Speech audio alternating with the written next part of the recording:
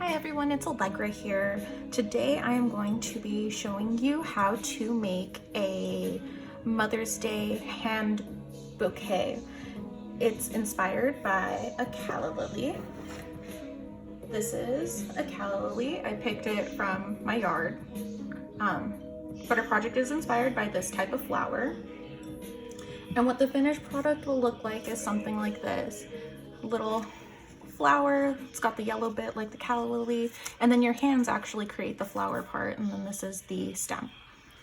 So the way we're going to get started is we need a paper, scissors, some tape, pencil, and any kind of markers you can find. I have highlighters and Sharpies here because that's what I was able to find.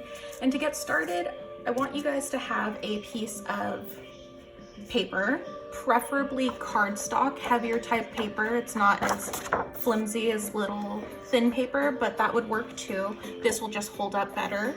Or you can also use recycled cardboard, whatever you can find around your house. So we're gonna get started. What we are going to do to create this beautiful flower project for your moms this weekend is we're going to use our pencil, we're gonna use our hand. So what we're doing first is we're placing our hand on the paper. You can spread your fingers out.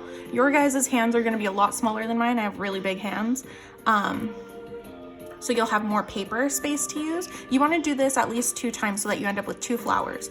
So we're just gonna start by tracing the hand. It doesn't have to be perfect. You can always trim it down after. So I've got my hand on there. We're gonna need a stem for the end of the bouquet and the flower. So you can just like sketch a line along the edge of your paper.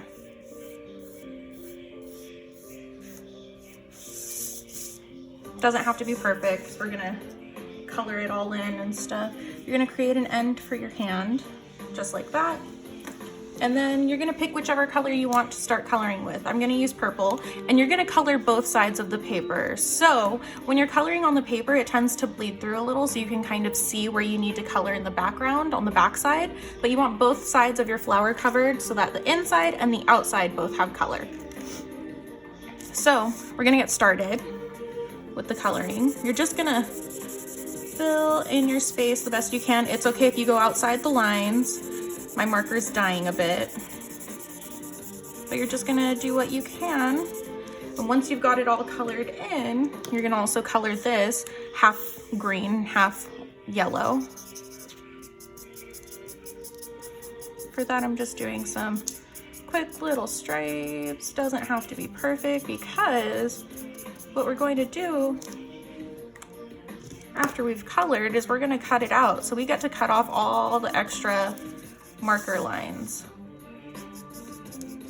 And you're just gonna color this whole thing in, front and back, okay? Now when you've done that, your paper should look like this. We've got it all colored in, completely colored in. Now we're gonna move on to the next step, which is using our scissors. We're going to take our time and cut out our hand. And I'm just following my pencil line, which is where I traced my hand.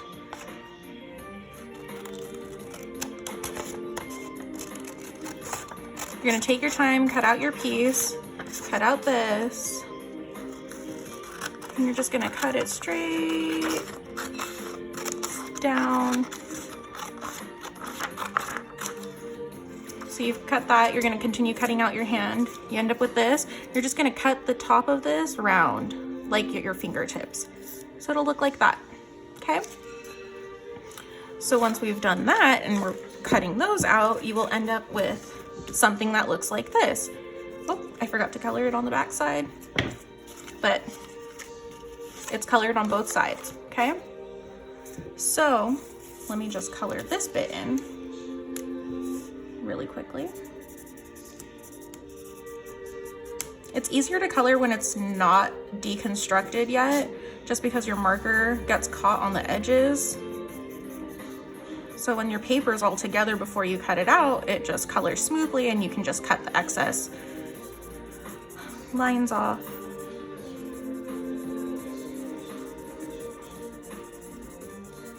The coloring is what takes the longest. If you don't want to color and you have paint accessible to you, you can always color with the paint, or you can leave your paper white to keep it looking the same as a natural calla lily. They do come in different colors. The ones that grow at my house are white, but I've seen them like in floral stores where you can get red ones or purple. They come in all kinds of colors and different sizes. Mine are the big white ones with the yellow spike in the middle and then the green stem.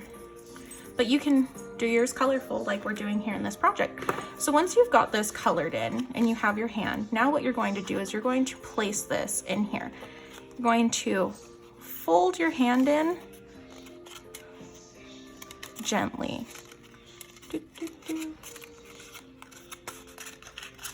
So it'll look something like this. Yeah.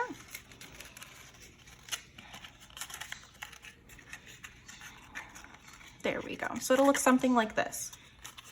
What you're going to do once you have your stem in place is you're going to take some tape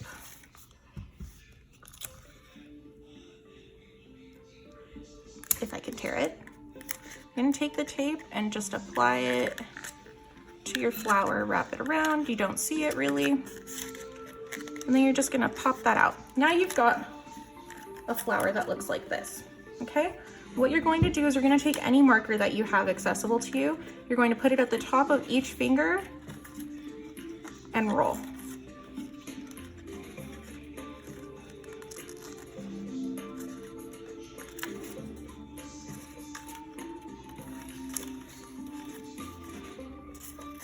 And this is a really sweet project to give to parents because it's made with your own hands. It's really cute, it's fun. It's not a very high difficulty. And most people have these items used to make this project at home. So now you've got your two flowers. You can tie a bow around them. You can put them on the table. You can pin them. And there you have it. Your calla lily hand bouquet for Mother's Day.